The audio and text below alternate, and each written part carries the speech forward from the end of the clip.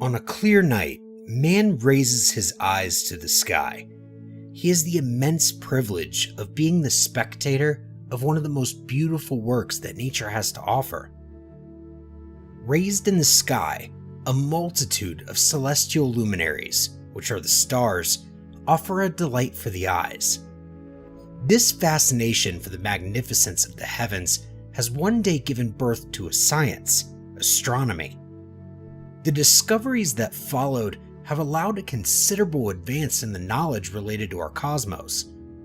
Today we have significant technological means to try to pierce the secrets of what we see but cannot reach. Telescopes, satellites, robotic vehicles sent to survey planets inaccessible to man. Astronomy is evolving at great speed, and we know more and more about the universe.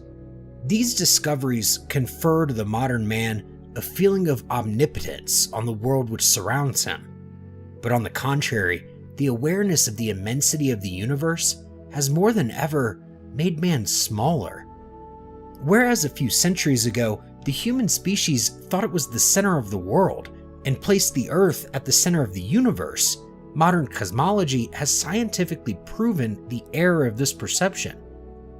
At that time, mankind was assigned a place of prominence, but today, thinking tends to consider the human species as a speck of sand that appeared by chance in a vast cosmic ocean.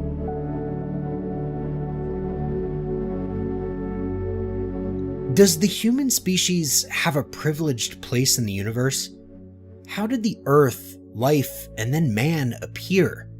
What future can we predict for Homo sapiens? In order to better situate the place of man, it can be useful to look at the events from another angle, from the beginning of the universe until today, in order to understand where we come from and where we're going. Dear traveler, good morning. Today, we're leaving for an exceptional journey through time and space to discover the immensity of the cosmos. Before leaving for a new adventure, think of liking the video and subscribing to the channel to not miss anything. Thanks to all, and have a nice trip. In cosmological terms, the universe is defined as everything that exists. This is a brief definition for a subject that has fascinated and aroused curiosity for thousands of years. Since the dawn of time, man has been aware of his insignificance in the universe, and his view has evolved with the discoveries and technological advances.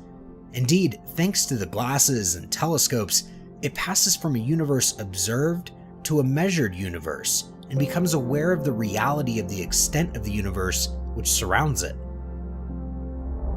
We are in 100,000 BC. The caveman is on his guard when he leaves his cave, for fear of being confronted with climatic phenomena. He attributes these phenomena to the anger of the sky that he does not control. For him, the wind, the rain, or the lightning are caused by higher spirits to which he must submit by making offerings and sacrifices. A little later, imprisoned in religious considerations, men will attribute to the universe super powerful gods who govern the world. These supermen would use the elements of nature to punish and subdue them. In Egyptian astronomy, for example, the universe is imagined by gods. The earth was Geb. Above him stood Nut, the goddess of the sky, supported by Shu, the god of air. Ra, the sun god, was moved by two solar boats, by day through the sky and by night through the realm of the dead.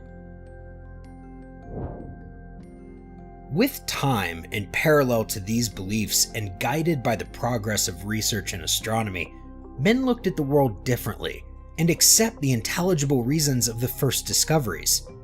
In Babylon, 5,000 years ago, men estimated the position of celestial bodies and highlighted the constellations. At the same time, the Egyptians elaborated sundials in order to determine the length of a year and to locate themselves in time for a better management of their harvests. In 1500 BC, the Chinese astronomers, and before them the Mayans, located Venus, Mercury, Mars, and Jupiter. The closer planets, they even presented for the first time an atlas of comets in the form of a silk ribbon 1.5 meters long. Although this new data approaches the universe from another angle, it is only in the 6th century BC that the Greek civilization will impose a more structured and justified scientific thought, free from myths and beliefs. Although still unverifiable by observation, ideas were nevertheless rigorously constructed, doctrine after doctrine, from master to pupil. This is how a new conception of the Earth as round and no longer flat as a disk emerged over the centuries.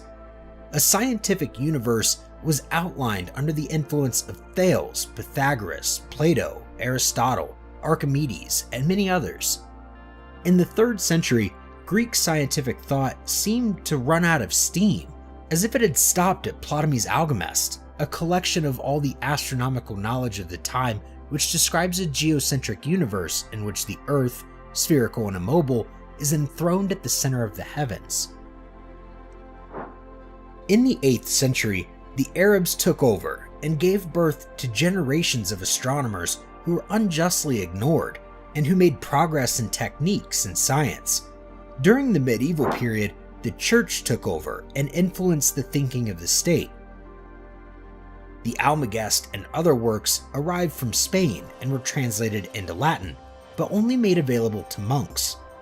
Henceforth, only one God rules. The bowels of the earth become hell. Purgatory is found between the earth and the moon, and purified souls will have the chance to join God beyond the sphere of the stars.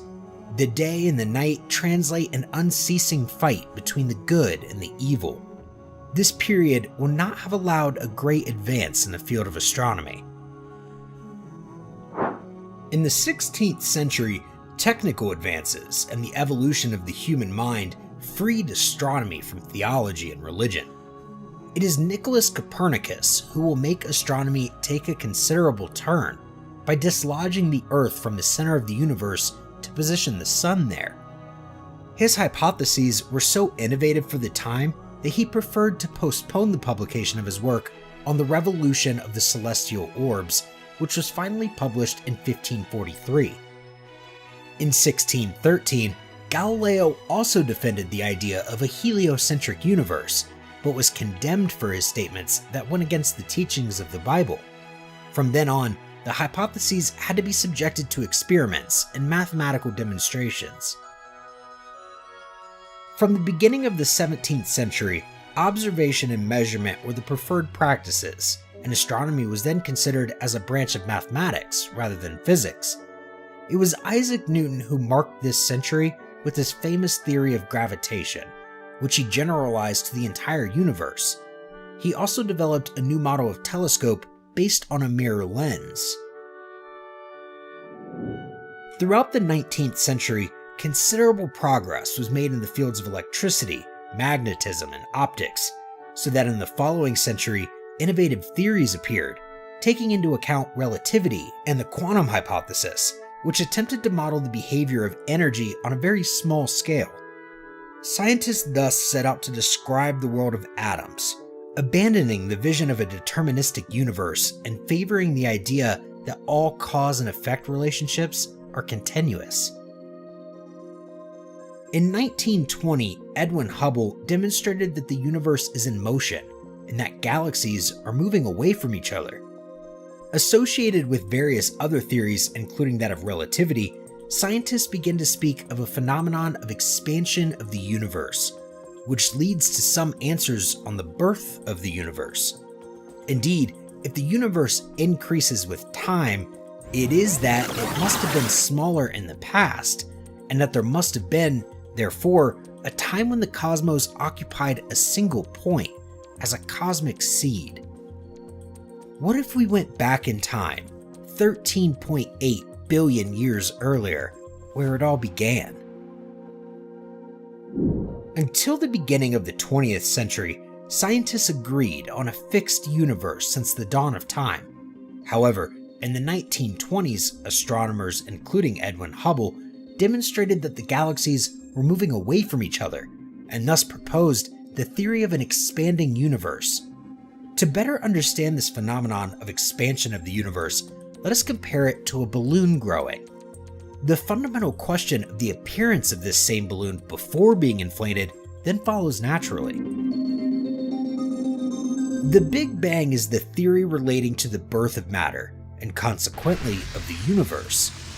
The result of the work of mathematicians, physicists, and astronomers over centuries, this major event, which is unanimously accepted by scientists, would have taken place approximately 13.8 billion years ago. An initial flash of creation, which occurred for reasons that are still somewhat unexplained, caused matter to appear, leading to the formation of everything that surrounds us, from subatomic particles to galaxies. The Big Bang owes its name to an astrophysicist, Fred Hoyle, a fierce opponent of the theory of expansion of the universe. In 1950, he used the term Big Bang in an interview in a totally ironic way, without even knowing that the cosmological model would keep this name. The birth of the universe took place very quickly, in just 3 minutes. 3 fundamental minutes that will lead billions of years later to the existence of man. But at this precise moment, man is not. It is the matter which dominates. The elementary particles of matter are now there, and they will draw in the future all the chemical elements which compose the wealth of our world. Let's take a look back at these 3 incredible minutes that followed the Big Bang. Once upon a time, there was an explosion filling all space and time. The universe begins its history a fraction of a second after this explosion. At that moment, it is hotter and denser. Its dimension is incredibly tiny, on the order of 10 million billion times smaller than an atom. Light cannot travel far. The horizon of the cosmos is close, but the energy is immense. This energy even injected by the explosion. The universe then sees an exponential increase of its expansion, called today inflation. It goes from the size of smaller than an atom to a grapefruit. It becomes less dense, but also less hot. The first elementary particles appear: quarks, electrons, and neutrinos mixed with photons. And because the universe is electrically neutral, antimatter also emerges. Particles and antiparticles embrace each other, giving birth to light. In a short time, the universe will go from 10,000 billion degrees to 100 billion degrees. The movement of quarks slows down, allowing them to regroup by 3 to form neutrons and protons. A new nuclear force will intervene to gather protons and neutrons with a remarkable precision and will constitute hydrogen and helium. 3 minutes after the Big Bang, 98% of the mass of the universe is built, with 75% of hydrogen nuclei and 23% of helium. It will thus continue its expansion, quietly, over the next 380,000 years. The temperature of the universe reaches then 3,000 degrees Celsius, or 5,432 degrees Fahrenheit. We're still far from the appearance of the universe in which we currently evolve, but at this time, the electromagnetic force makes a remarkable entry by playing a significant role in the construction of matter. By pushing protons and electrons, it will cause the formation of the first complete atoms, hydrogen and helium. This is a big step in the history of the universe. Indeed, the photons having finally the freedom to propagate freely, the light gushes for the very first time. The universe then becomes visible, and it will remain so. The fusion of hydrogen and helium will give birth to all the missing chemical elements. The first stars and protogalaxies were formed between 200 and 600 million years after the Big Bang, and the solar system was born 9.3 billion years after the Big Bang. Matter then began a continuous transformation that continues today.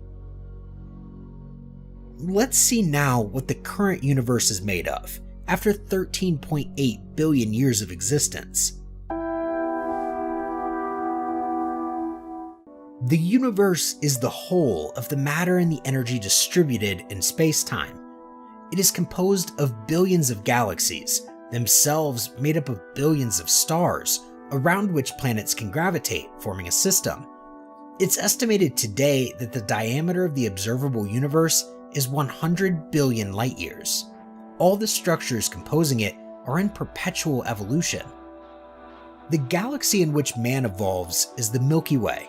With at least 200 billion stars and more than 100 billion planets, scientists estimate its diameter to be up to 200,000 light-years. The Milky Way is the home of the solar system, and consequently of the Earth, the home and origin of mankind. Observed from the Earth, the Milky Way appears as a whitish band forming an arc in the sky. Among the stars that make up our galaxy, there's one majestic star that sparkles and provides light and heat to our entire system, the Sun. About 150 million kilometers away, the Sun is the closest star to the Earth. The solar system is defined by the star, the Sun, and by all the celestial objects that orbit around it. Among them, 8 confirmed planets dance around the Sun on the rhythm of the ecliptic plane: Mercury, Venus, Earth, and Mars, which are telluric planets mainly made of rocks, and Jupiter, Saturn, Uranus, and Neptune, which are gaseous planets made mainly of gas. With a diameter of 1.4 million kilometers, the Sun alone represents 99% of the mass of the solar system. Scientists estimate that it's at the halfway point of its life, and that it could still burn for 5 billion years. The energy released by this sphere of light is of paramount importance for life on our planet, and our ancestors realized this very early. Indeed, many civilizations have studied its annual movement in order to define seasons and to make it an ally in their agriculture. After traveling through the universe in the Milky Way, let's slowly get closer to the planet that brings together the conditions of life for humans, the Earth. The Earth is the third planet of the solar system that orbits the Sun at about 150 million kilometers. Unique in its composition, its climate, and the life it shelters, it provides the ideal conditions for the presence of liquid water on its surface. The planet Earth is in perpetual transformation. Volcanoes that eject molten rock form new land features. Ice ages, rain, and wind are powerful factors of erosion and sedimentation. Nevertheless, the main cause of change remains the movement of the Earth's crust. Huge plates are continuously moving on the surface of the Earth. When these plates separate, new material fills the gaps, and when they collide, mountain ranges are formed. The atmosphere on Earth sustains life and protects against the dangers of interplanetary space. The Earth is composed of 3 layers: the crust, the mantle, and the core. The crust is the upper part of the Earth. Its thickness varies according to its location, and it's mostly made of volcanic rock. Beneath this crust is the mantle, which is much thicker, reaching up to 2,900 kilometers, or 1,800 miles in thickness. It consists mainly of an assembly of oxygen, silicon, magnesium, and iron, called olivine. Finally, at the center of the Earth is the core. This core, made of an alloy of iron and nickel, is divided into 2 concentric envelopes, a liquid envelope for the outer core and a solid one for the inner core. The appearance and the constitution of the Earth are not the same depending on where it's observed from. Let's imagine the Earth, separated into 2 parts by a meridian line, the Greenwich meridian. This results in the Western Hemisphere and the Eastern Hemisphere. The Western Hemisphere covers the entire American continent, the Atlantic Ocean, and a large part of the Pacific Ocean. This hemisphere is therefore mainly summarized by its high water content. On the other side of the Greenwich meridian, the Eastern Hemisphere is mainly dominated by land. The continents Europe, Africa, Asia, and Australia are largely represented. Tectonic activity is therefore very present. But how did the Earth take shape in the universe?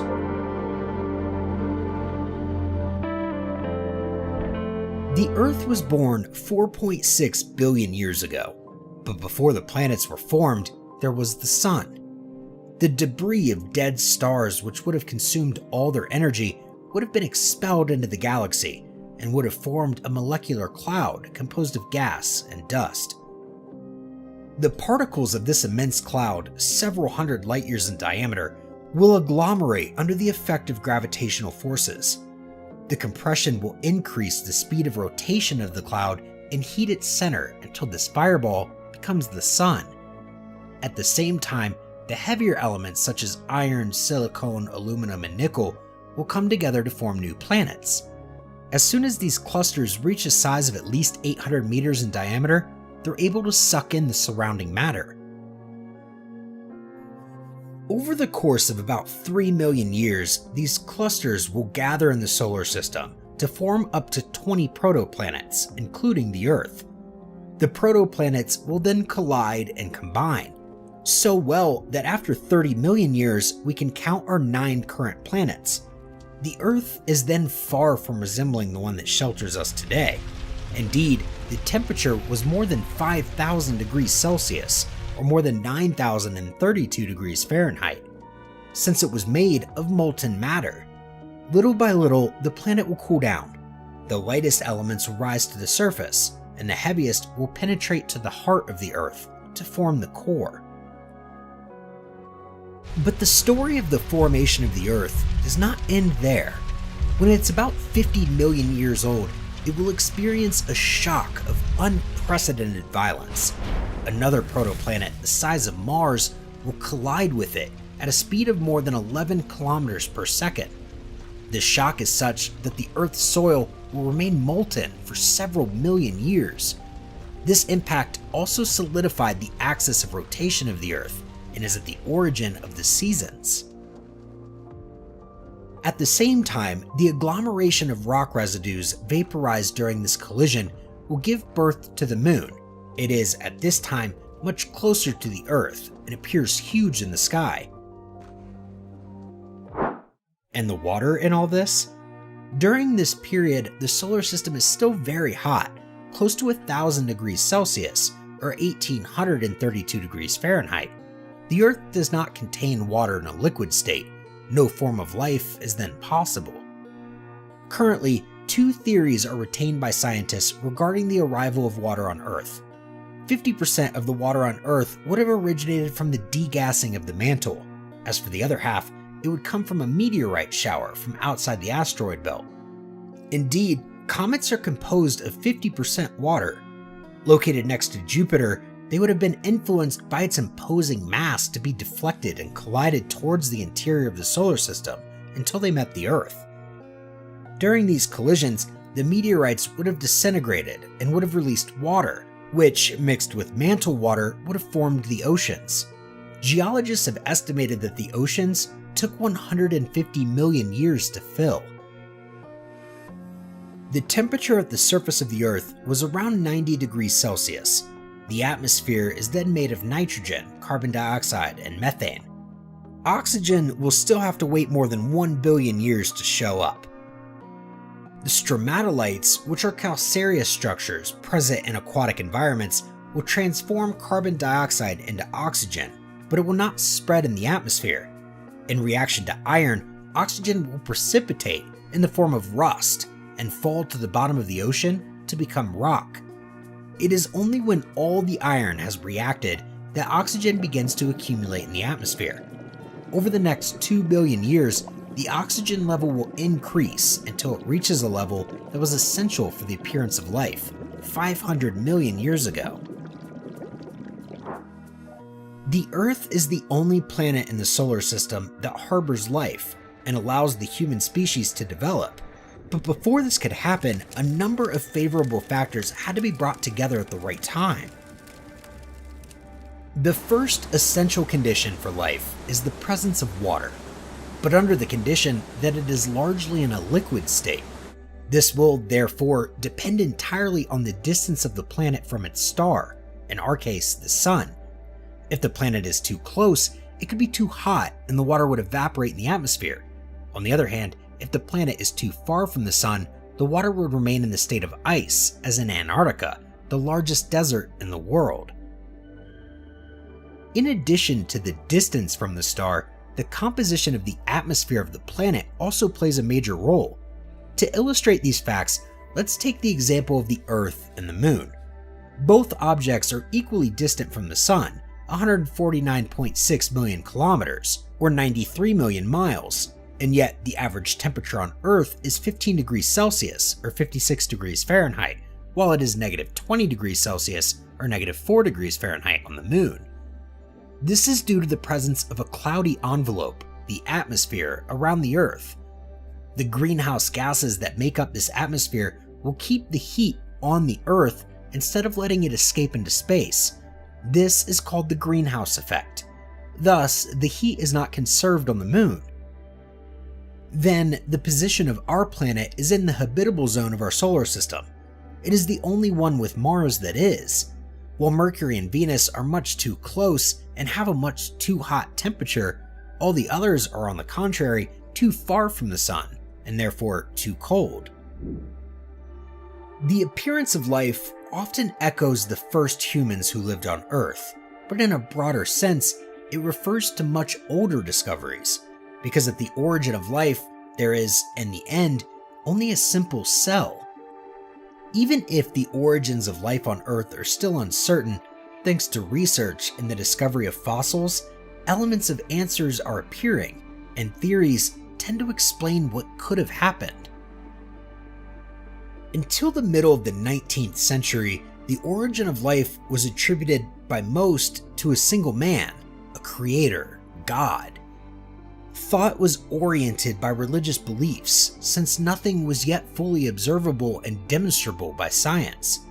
At the time, people thought that all living things were created as they were by divine intervention.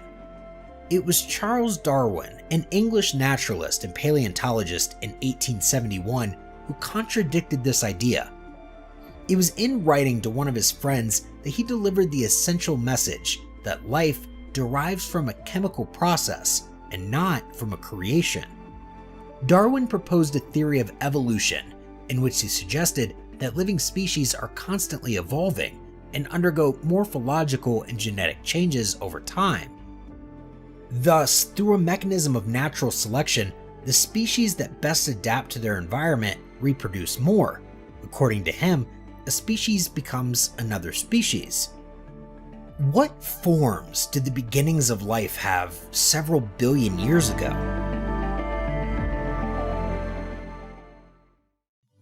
At the beginning of its formation, the conditions on Earth are not very welcoming. Seismic and volcanic activities dominate, and the high heat that prevails make it automatically sterile. Then, the Earth will slowly cool down, and the water it contains will partly condense in the atmosphere. A cloudy layer takes shape around its sphere, protecting it from the sun's ultraviolet rays. It would be in the depths of the oceans that the first traces of life would have appeared, about 3.8 billion years ago. A first trace of life in all simplicity, consisting of a single cell, without organelle or nucleus, a prokaryotic organism that we all know, bacteria. They are the basic elements of life. It is then 3 billion years ago that blue-green algae began to develop. They were the first to produce oxygen by photosynthesis. The first eukaryotes, the first complex forms of life made up of cells with a structured nucleus, were discovered in geological strata dating from 2.1 billion years ago. Different forms of life will then develop, multiply, disappear, be reborn, and reform abundantly. Biological diversity explodes, but remains only concentrated under the surface of the ocean for the moment. From 630 to 550 million years ago, a multitude of species developed, called the Ediacaran fauna.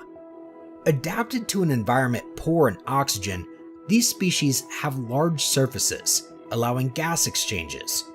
In spite of their soft body without skeletons, the great resistance of their fabrics allowed their fossilization.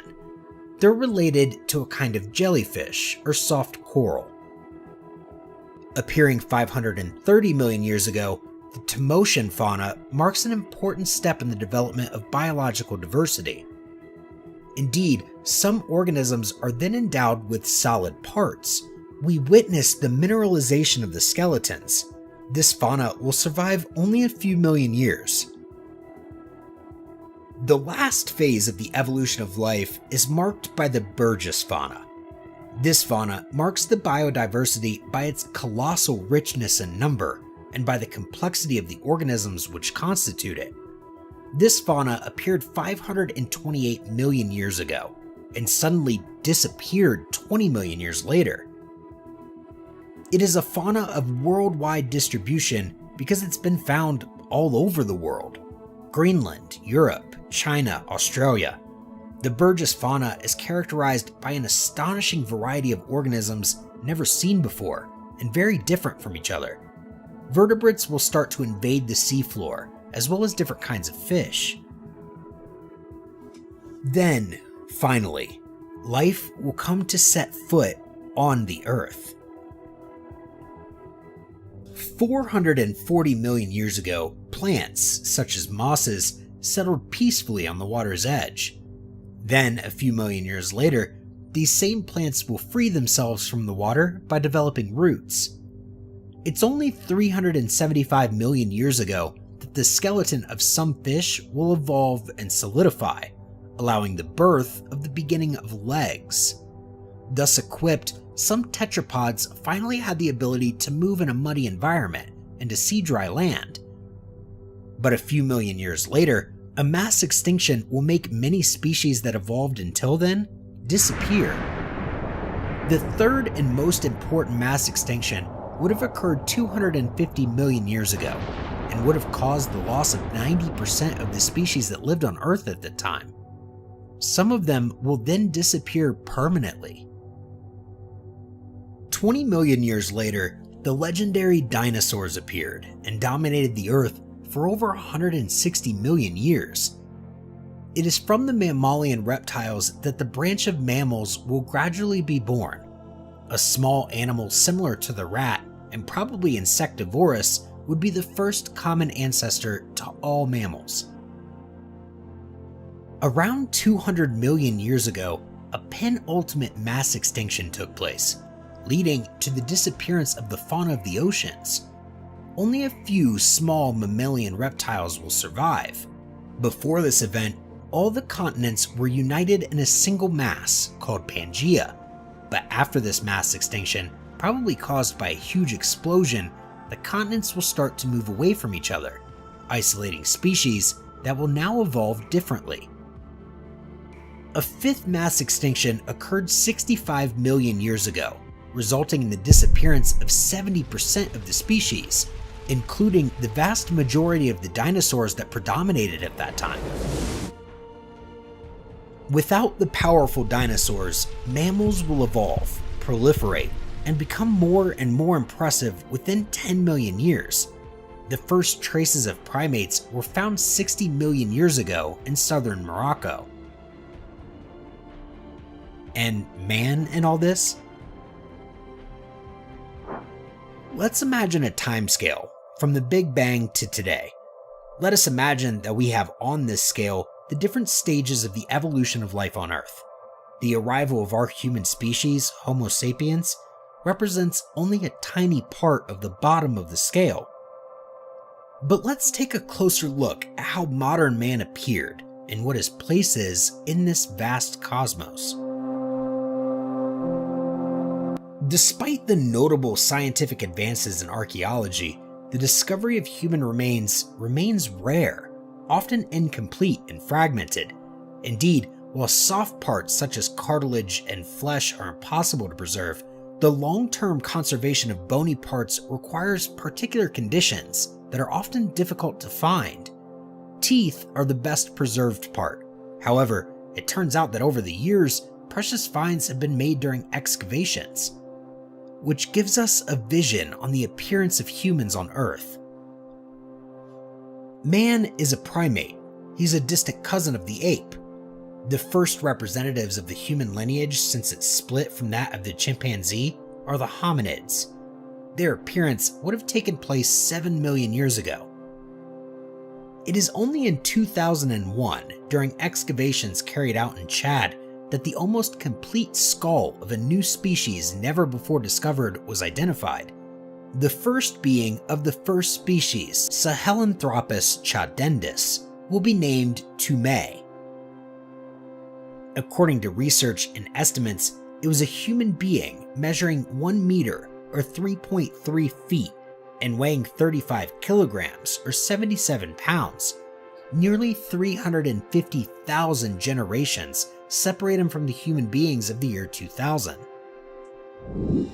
4.2 million years ago, the first humans appeared in Africa, Asia, and Europe. Australopithecines form a genus of prehistoric man who are the closest relatives of the genus Homo. The remains are rare, but volcanic sediments and caves reveal some traces of the activity of man, thanks in small part to fossilized bones, such as teeth, jaws, fragments of bone skull, but especially by the discovery of flint objects that they used at the time, which were then only fragments of stone formed naturally, and not intentionally. Scientists believe that they were isolated individuals. Nomadic hunters themselves prey to other carnivores. The structure of their larynx suggests that they did not have an articulated language. They knew how to use fire since traces of ashes have been associated with Homo erectus, but they did not yet domesticate it. Their life expectancy does not exceed 30 years. 2.5 million years ago, Homo habilis made its first appearance. This time, bifaces, stones cut on two opposite sides made by human hands, were found. 1.15 to 1.3 meters high and weighing at most 40 kilograms, Homo habilis walks on his 2 feet, is perfectly skilled with his hands, and is a good tree climber. Homo erectus appeared 1.9 million years ago in Africa and remained until 300,000 years ago. It will then colonize a large part of Eurasia and Indonesia. It is the first hominid to migrate outside the African continent. Measuring 1.6 meters in height, or almost 5.3 feet, its bony head is peculiar, an imposing jaw, no chin, thick bones, and a rather low forehead, but its cranial capacity is more developed. The domestication of fire and the making of the first real tools are attributed to them. Then, the first Neanderthals appeared. They are the closest species to modern man. Neanderthal man was omnivorous. He lived from hunting and gathering, but he did not cultivate or raise livestock. He made tools out of carved stones and was able to defeat mammoths, rhinoceroses, and large reindeer. Another particularity of this species is that they buried their dead. They also left traces of their art, pieces of teeth and shells used to decorate jewelry, as well as paintings and engravings on walls and caves. They disappeared 35,000 years ago. It was only around 200,000 years ago that Homo sapiens, more commonly known as modern man, appeared. He is in no way the descendant of the Neanderthal man. They are two very different species. They have, however, at one time cohabited, and must have been brought closer since we have recently discovered that we have some genetic material of Neanderthal origin. Several species of Homo have existed on Earth, but Homo sapiens is the only one still alive today. The Neanderthal man, pushed back from the best hunting grounds by Homo sapiens, will consequently end up weakening and will disappear in less than 30,000 years. Homo sapiens remain then the only ones on Earth.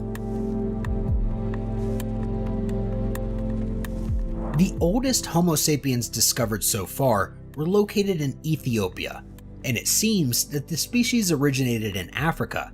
It would then have taken advantage of an improvement of the climate to migrate to Europe around 30,000 years ago. Then it would have finally moved more widely and would have occupied all continents. Contrary to popular belief, Homo sapiens were tall, measuring between 1.7 and 2 meters, or almost 6.6 feet. They lived in a cold era and sewed skins to cover their body. They evolved their tools by adapting them to their needs. They lived in the entrance of the caves to take advantage of the light and heat. They domesticated fire and lived from hunting, fishing, and gathering. It is 10,000 years ago that men will pass to an economy based on agriculture. Indeed, following a warming of the climate, the ice melts, the level of the oceans rise, and large forests appear. The fauna also evolves. Since the mammoths become extinct, the reindeer migrate north, and the horses and bison become non-existent. Man will evolve from predator to farmer. This is the beginning of sedentarization. The cosmic calendar of Carl Sagan is a rather singular approach dealing with the place of men in the immensity of the universe. Carl Sagan is an American scientist and astronomer. His television series Cosmos aimed at popularizing scientific information and was broadcast on television in several countries. It is in this perspective of popularization that Carl Sagan invented a calendar of 1 year in order to bring back on a human scale the history of the universe from the Big Bang to today. Thus, the first second of January 1st corresponds to the birth of the universe, and December 31st at midnight is equivalent to the present time. In this new timescale, each second represents 400 years, or 37.5 million years per day, and therefore 13.8 billion years for the year. We are on January 1st. The Big Bang takes place at midnight, and the universe is born. During the night of January 2nd to 3rd, the first stars are formed. The first galaxies will appear on January 1st, but ours will be waiting longer until May 12th. Many generations of stars follow one another, enriching the environment with heavy atoms, until September 1st, the day that marked the birth of the sun. We're now on September 9th. Planets are clustered around the newly arrived star. On September 14th at 6 a.m., the Earth is formed. The next day, the Moon is formed and begins its rotation around the Earth. All the decor of our solar system's in place, and we're already in autumn. It is then that, thanks to the stability and heat, physico-chemical processes start. And around September 25th, life appears on Earth in the form of single-cell organisms, bacteria. For 2 months, these bacteria proliferate and invade the planet. The first multicellular beings will arrive at the beginning of November. December is the busiest month in the history of the universe. On December 1st, we witnessed the formation of a terrestrial atmosphere endowed with oxygen. On December 15th, we witnessed the Cambrian explosion, which defined the sudden appearance of most of the major current phyla of multicellular animals. Then follows, chronologically, between December 17th and 23rd, the birth of the first invertebrates, oceanic plankton, fish, the first vertebrates, the first plants on land, the first amphibians and insects, and finally, the first trees and reptiles. It is now December 25th, and it is the turn of the dinosaurs to make their entrance. They will remain present until December 30th, when the arrival of an asteroid will be fatal. In the meantime, the first mammals were born on December 26th, birds diversified on December 27th, flowers and fruits on December 28th, and primates on December 29th. On the 30th, parallel to the disappearance of the dinosaur, the Great Reign of Mammals begins. It is only on the last day of the year, December 31st, that man will take his place in the universe. At 2 p.m., a primate climbs down from its tree. In the evening around 8 p.m., the human lineage splits from that of the chimpanzees. Australopithecus appears at 21 hours, and Homo erectus at 23 hours. It will be necessary to wait until 23 hours and 48 minutes to find traces of Homo sapiens, and 23 hours and 50 minutes for him to domesticate fire. In the last minute of the year, he will invent agriculture, writing, and find metals. It is thus in the last 10 seconds of the year that history with a capital H will be condensed. This report of the history of the universe on 1 year highlights the insignificance of our existence in the cosmos. In this cosmic calendar, man does not have a privileged place, since he has glory only during the last few seconds of the year. The universe is immense in the visible part, immeasurable if we consider all that man does not see. Its measurements are made in billions of kilometers, or in light years, numbers which exceed the understanding of man. In order to better visualize the part that man represents in the immensity of the cosmos, we're going to bring back our small corner of the universe, the solar system. Measuring 20 billion kilometers, that is to say almost 12 billion miles, on the scale of a city of about 20 kilometers. The dimensions are thus divided by 1 billion. The sun would be approximately the size of a balloon, the moon would correspond to a pea, and the earth to a grape. Man, for his part, cannot even be represented because he's so tiny. The balloon, the grape, and the peas are, let us remember, arranged in a space of 20 kilometers, an imperceptible part of tiny in a disproportionate space. It is in this sense that in the 1900s was born a philosophical current led by an American writer, Howard Phillips Lovecraft, the Cosmicism. A self-proclaimed irreligious man, Lovecraft postulated that there is no divine presence in the universe, and that in this galactic infinity, humans are particularly insignificant.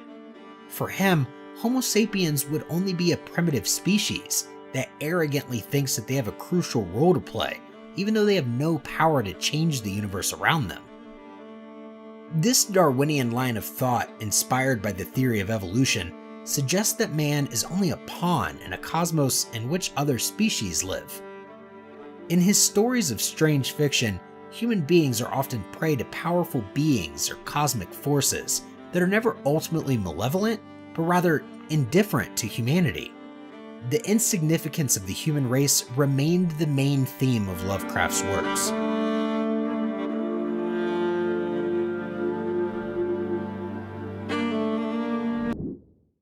The universe is constantly changing. It is officially admitted today that the universe is growing, stretching. How can man find his place in this cosmos filled with variation? What future does the universe hold for us? Should man place his hopes in space exploration? The expansion of the universe designates the phenomenon by which objects composing the universe, galaxies and clusters, move away from each other. This separation is interpreted by a dilation of the universe, and not by a movement of the galaxies themselves. Let's imagine for a moment a large cake, still raw, on which would be arranged chocolate chips, close enough to each other. This cake is now put in the oven to cook. As the cake bakes, it swells, and the chips move away from each other. This image is comparable to the phenomenon of expansion of the universe by imagining that the chocolate chips are the galaxies. It was in the 1920s that the idea was first discussed that the universe was not in fact static and unchanging, but was instead expanding, dragging the Milky Way and all the other galaxies along with it. This is a fact that is now well established, but since this discovery, cosmologists have been trying to determine with precision the rate of expansion of the universe.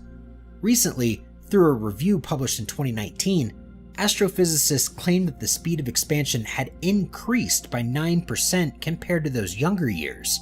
The universe is therefore expanding faster. This new discovery leads us to rethink the understanding of the universe, but also its future. The scientists agreed rather on a version in which the expansion of the universe was slowed down by the gravitational force of celestial objects. Current research has made it possible to explain this phenomenon of acceleration by the presence of a large-scale repulsive force that would be able to fight against the force of attraction of celestial bodies. This force, still very mysterious to the world of cosmology, is called dark energy. The future of the universe is one of the most important questions in cosmology. Several rather different scenarios are now considered to try to project into the future. First, it is necessary to define whether the universe is closed or open. The finite or closed universe implies that the matter contained in the universe will be sufficient to slow down and then, at a given moment, stop the expansion of the universe. Thus, the force of attraction of the matter will make the distances reduce little by little until reaching a phase of contraction. This reverse phenomenon of the Big Bang is called the Big Crunch. This scenario of universal collapse is however considered obsolete since the 1990s, when the increase in the speed of expansion of the universe was discovered. The infinite or open universe implies that its expansion continues indefinitely. In this scenario, all galactic objects will have an end. The sun, as well as the other stars, will be extinguished. Over time, the suspended matter will diminish, and fewer stars will be created. All these extinct stars will clump together into black holes, and the container, space itself, will be nothing but a bath of photons without structure. It is then that all energy in the universe will be extinguished. And what about the future of humanity in all this? Stephen William Hawking was a British theoretical physicist and cosmologist. He's recognized worldwide for his theories, books, and public appearances. His popular science books have made him known to the general public. His best-known works are on black holes, cosmology, and quantum gravity. In his last book, Brief Answers to the Big Questions, published in 2018, the year of his death, Stephen Hawking attempts to answer 10 questions clearly and authentically. Among them, the question of the survival of the human species on Earth is addressed, and the answer of the theorist is rather pessimistic. Indeed, for Stephen Hawking, humanity's days are numbered. He does not estimate its survival longer than 1,000 years on Earth. He advises us to explore space for the future of humanity. One of the reasons addressed is that of the constant evolution of technological progress. According to him, the forms of artificial intelligence, although very useful, could harm the survival of humanity. Humans, limited by their biological evolution, could find themselves overwhelmed by this new form of intelligence. Genetic engineering could be used to improve certain human capacities and create forms of superhumans. In this context, there would be an elite against which unimproved humans could not survive. For Stephen Hawking, it's better to turn to what unites us, to rethink the notions of wealth and possessions, and to learn to share again. Another reason that worries the scientist is global warming. He considers it as one of the greatest dangers that man should face, and even affirms that the Earth could be brought to resemble Venus, that is to say, to record a temperature of 250 degrees Celsius, or 482 degrees Fahrenheit, and to be prey to sulfuric acid rain. In response to this alarmist future, Stephen Hawking strongly advocates going to colonize space. To do this, he's invested in a program called Breakthrough Starshot, which aims to launch space probes into space capable of reaching the speed of 15,000 kilometers per second, or 9,320 miles per second. Thus, if humans could travel at the same speed, it would be possible to reach exoplanets potentially welcoming to humans in only 20 days.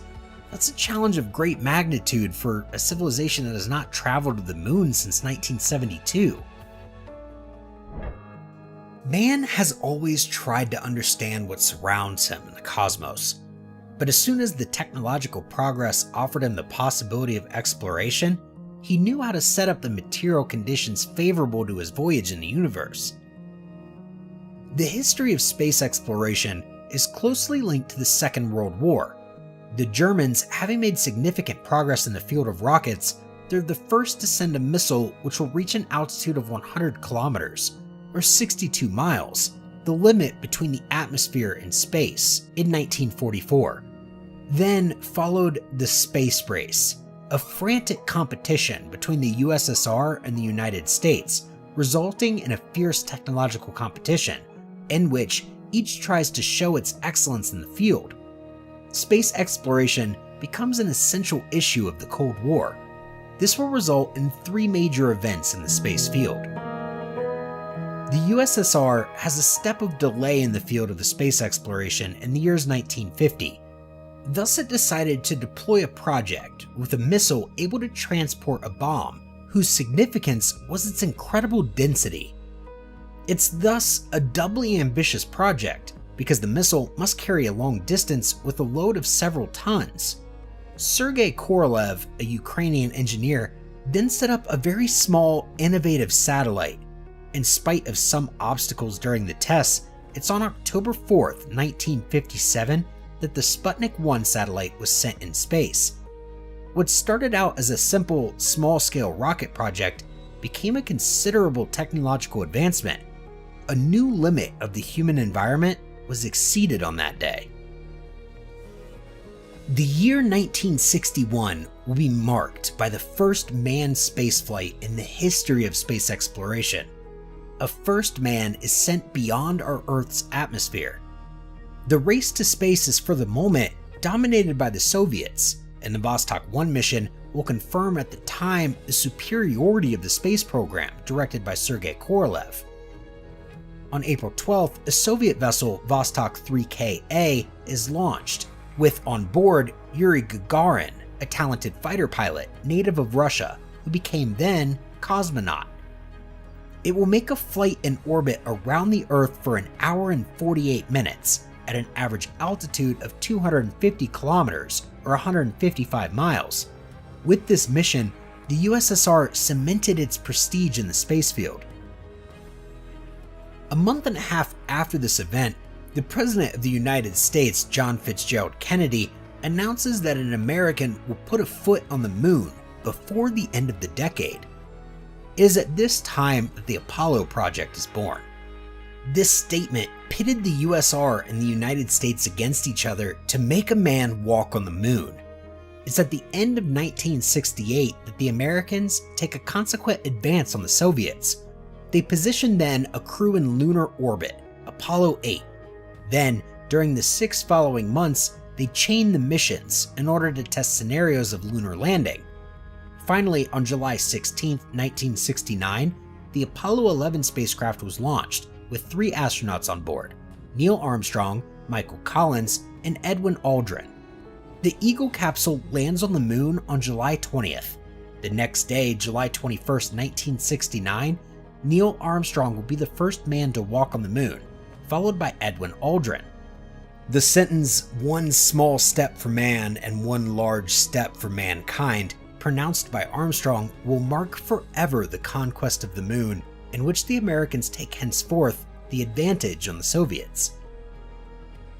The first step on the moon put an end to the space adversity between the United States and the USSR. The attenuation of the Cold War does not justify then any more of these missions with the exorbitant costs. The context of detente is even illustrated by the Apollo-Soyuz cooperation, which results in an orbital rendezvous of the 2 vessels. The space technologies are then developed with the aim of exploring planets, but also for the commercial use of space, thanks to telecommunication satellites, for example. The objective of the conquest of space takes then quite another sense. The manned flights become a lesser stake, and space stations are built in which a permanently present crew dictates itself to scientific experiments. The great project of the future currently occupying all nations is the conquest of Mars. The objective is to be able to study the soil and find possible traces of life. The planet Mars is intriguing because it's the one that would offer the maximum opportunity to man. It could be the only place apart from Earth where man could settle permanently. Mars is indeed at the limit of the habitable zone. Its atmosphere is equivalent to that of Earth at an altitude of 35 kilometers, or almost 22 miles, and the presence of water on this planet is far from zero. Thus, in the event of a global terrestrial catastrophe, Mars could become our new Earth. The planet Mars is now the focus of international interest and has become the new horizon for the conquest of space. In spite of colossal advances in the field of space exploration, it represents barely the size of an atom compared to the immensity of the universe. The observable universe, defined by the vision we have of the universe through the best telescopes, is 13.8 billion light-years. The entire universe is even larger. The ships take 3 days to go to the moon and 26 months to go to Mars. With a life expectancy of less than 100 years, it's quite illusory for man to travel in space over distances of more than a dozen light-years.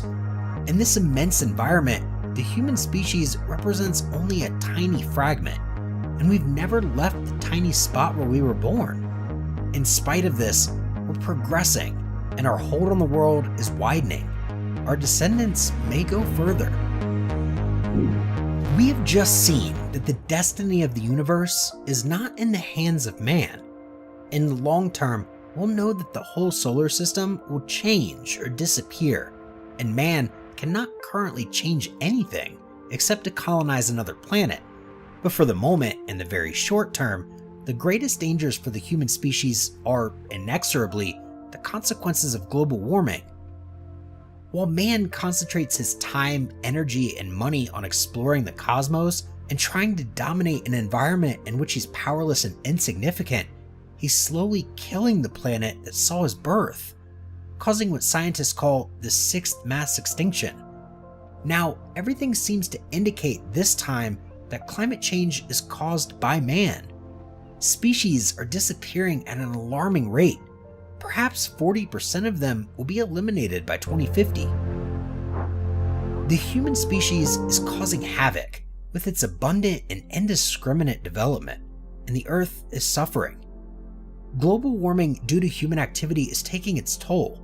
Global surface temperatures are rising, storms are more violent, water shortages are causing many droughts, melting ice caps are raising sea levels, extreme weather events are disrupting crops, and some land and sea species are clearly threatened with extinction as conditions become unfavorable for their development. Without realizing it, man is in the process of causing his own demise, since he could, himself, belong to the species that will be brought to extinction. A serious situation, but not desperate if we keep it our objective to protect the planet and keep it habitable.